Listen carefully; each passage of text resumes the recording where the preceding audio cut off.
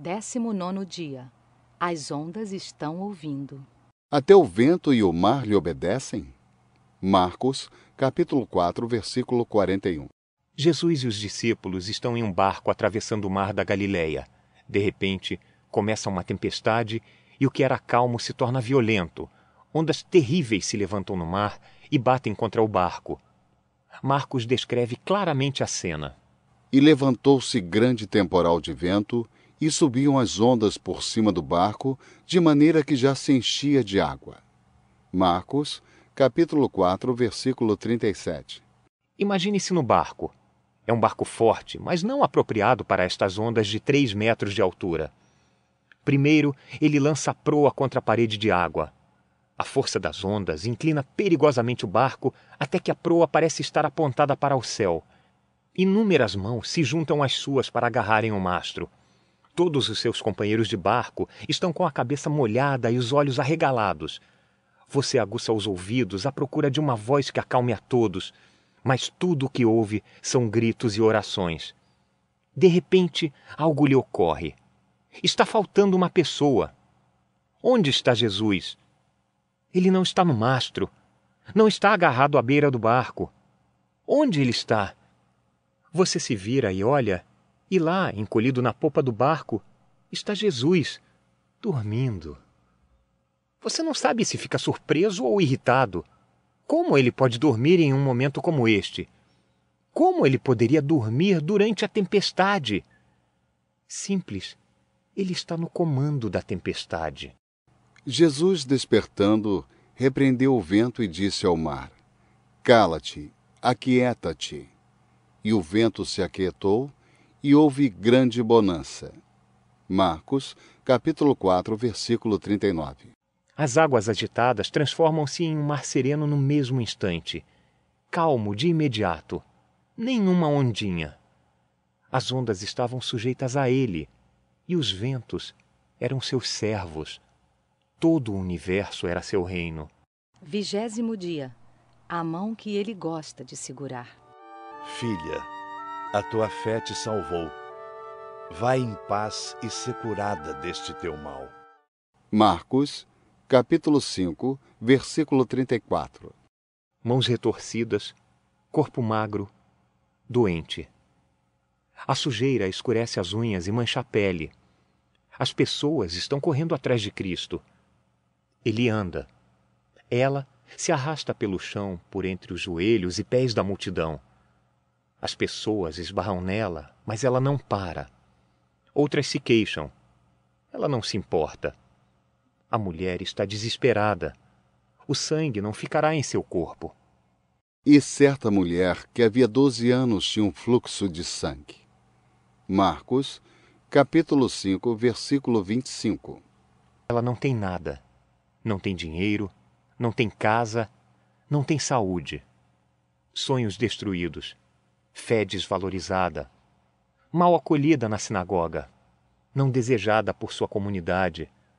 Por 12 anos ela sofre. Está desesperada.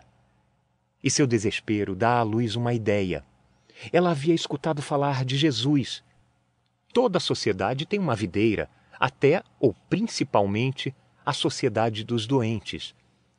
A notícia que corre entre os leprosos e os excluídos é a de que Jesus pode curar.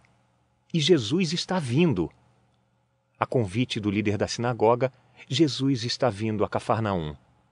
À medida que a multidão aparece, ela pensa: se tão somente tocar nas suas vestes, sei que ficarei curada.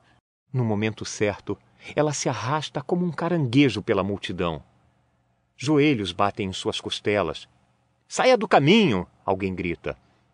Ela não se importa e não para.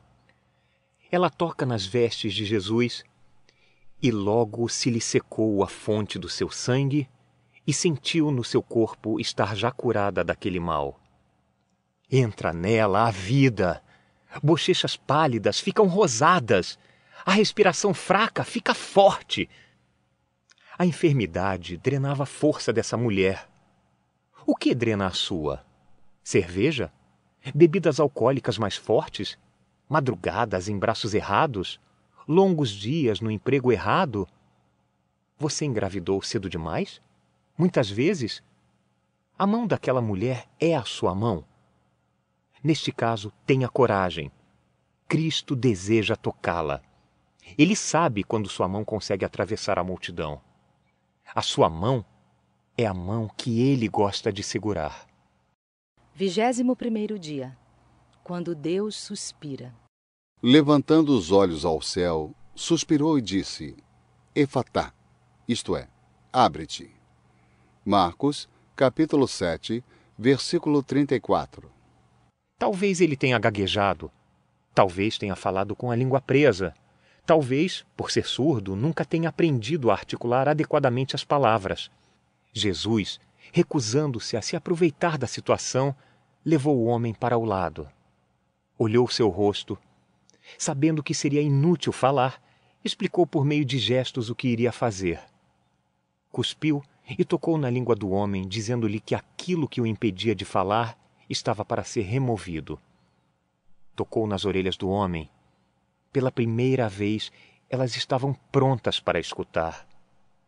Mas antes do homem dizer alguma palavra ou ouvir algum som, Jesus fez algo que eu jamais teria imaginado. Ele suspirou. Nunca imaginei Deus como alguém que suspira. Eu pensava em Deus como alguém que dá ordens. Pensava em Deus como alguém que chamava os mortos com uma ordem ou que criou o universo com uma palavra. Mas um Deus que suspira? Quando Jesus olhou nos olhos da vítima de Satanás, a única coisa apropriada a fazer foi suspirar. Nunca se desejou que as coisas fossem assim, dizia o suspiro. Seus ouvidos não foram criados para serem surdos. Sua língua não foi feita para falhar.